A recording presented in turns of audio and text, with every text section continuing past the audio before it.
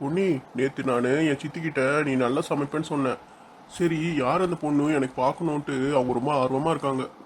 முத்துமாமா, உங்கள் சித்தியை பார்த்தா எனக்கு ரொம்ப பயமாக இருக்குது. அவங்கக்கிட்ட என்னை பற்றி நல்லதாகவே சொல்லி வைங்க. சும்மா காமெடி பண்ணுறன்ற பேரில் என்னை பற்றி தப்பும் தவறுமா அவங்ககிட்ட ஏதாவது சொல்லி வச்சிடாதீங்க. ஏய், எதுக்குடி அவங்கள பார்த்து பயப்படுற? என்னவோ தெரியல, அவங்கள பார்த்தா பயமாக இருக்குது. அடியே, நீ எங்கள் அம்மா கூடயே நல்லா சகஜமாக பேசுகிற. என் சித்தியை பார்த்தா உனக்கு பயமா?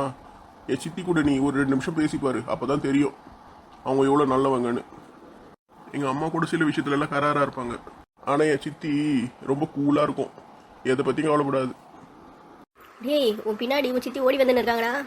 ஏய் லூசு பண்ணி, அவங்க ஒன்றும் என் பின்னாடிலாம் ஓடி வரல, ரோட்டில் ஜாகிங் போயிட்டு இருக்காங்க. எதுக்கு ஜாகிங் போகிறாங்க? அவங்க ஏற்கனவே உள்ளே தானே இருக்காங்க. அவங்க ஒல்லியே தான் இருக்காங்க, ஆனால் அவங்க தின்ற தீனி அப்படி சாப்பிட்டதெல்லாம் செரிமானம் ஆகலல்ல, அதனால ரோட்டில் ஓடினுங்கிறாங்க. சரி, சைலண்டாக இரு, நான் அவங்க கிட்ட உன்னை அறிமுகம் பண்ணி வைக்கிறேன். டேய் முத்து, எதுக்கு அழுதுன்னுக்குறாங்க? ஏய், அவங்க அழுகுலடி எக்ஸசைஸ் பண்ணிட்டு இருக்காங்க, சும்மா இரு கொஞ்ச நேரத்துக்கு. இதுக்கு பேர் என்ன யோகாசனமா? இல்லை சோமாசனம். வாய் வச்சுட்டு கொஞ்ச நேரம் சும்மா இருடி.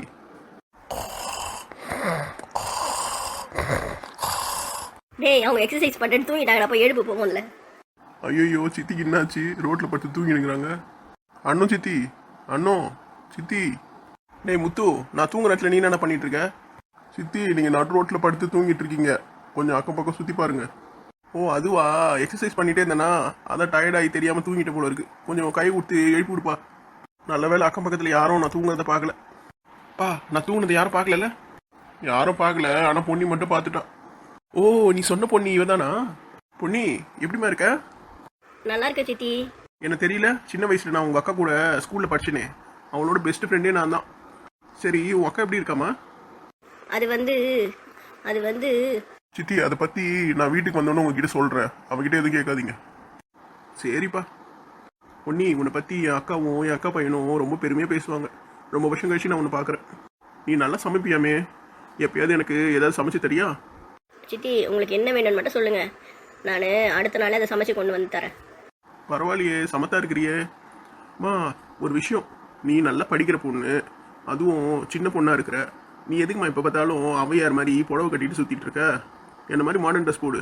உன்னை விட எனக்கு 20 வயசு அதிகம் இருக்கும். பார்த்தியா, நான் எவ்வளோ ஸ்டைலாக சுற்றிட்டு இருக்கேன். இந்த ஊர்லலாம் நான் மாடர்ன் ட்ரெஸ் போட்டுட்டு இருந்தா எல்லாம் என்னை கிண்டல் பண்ணுவாங்க.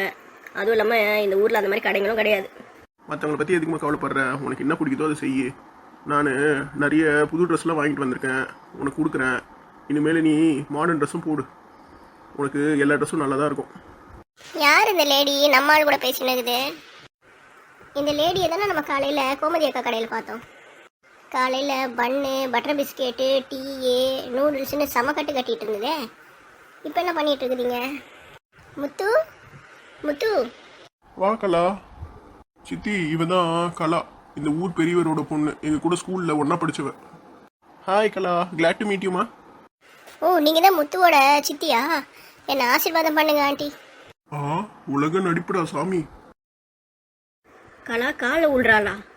சரித்திரத்திலேயே முதல் தடவை நடக்கிற சம்பவம் இது. போதுமா, காலெல்லாம் விடாத, எழுந்துக்கோ. என்னம்மா இவ்வளோ மரியாதையான பொண்ணா இருக்க? பார்க்க இவ்வளோ மாடர்னாக இருக்க, ஆனால் தமிழ் பண்பு தெரிஞ்ச பொண்ணா இருக்க. எழுந்துக்கோமா. மரியாதை மனசுல இருந்தால் போதும், அதுக்காக காலெல்லாம் விழ வேணாம். அதுவும் இல்லாமல் நான் ரொம்ப வயசானவெல்லாம் கிடையாது, உன்னை விட ஒரு 5 வயசு தான் பெருசுன்னு நினைக்கிறேன். பாத்தியா பாட்டி எப்படி போய் சொல்லுதுன்னு? பெரியவங்களை பார்த்தா மரியாதை கொடுக்கணும்னு எங்கள் அப்பா அம்மா எனக்கு சொல்லி வளர்த்துருக்காங்க. அதனால தான் அவங்கள பார்த்தோன்னு காலில் விழுந்துட்டேன், வேற ஒன்றும் இல்லை. எப்படியாவது உன் காலில் விழுந்து முத்துவை கரெக்ட் பண்ணிடணும்னு நான் பார்க்குறேன். நீ நான் தத்துவம் பேசிகிட்டு இருக்க. சித்தி, நேரம் வந்து வீட்டுக்கு போகலாம். சரிம்மா, நாங்கள் வீட்டுக்கு போகிறோம். அப்புறமா எப்போனா நேரம் கிடச்சா அங்கே வீட்டுக்கு வந்துட்டு போமா. சரி சித்தி, இன்னைக்கு ஈவினிங்கே நான் உங்கள் வீட்டுக்கு வரேன். உங்களை பார்த்தா எனக்கு ரொம்ப பிடிச்சிருக்கு. சரிம்மா, போயிட்டு வரேம்மா.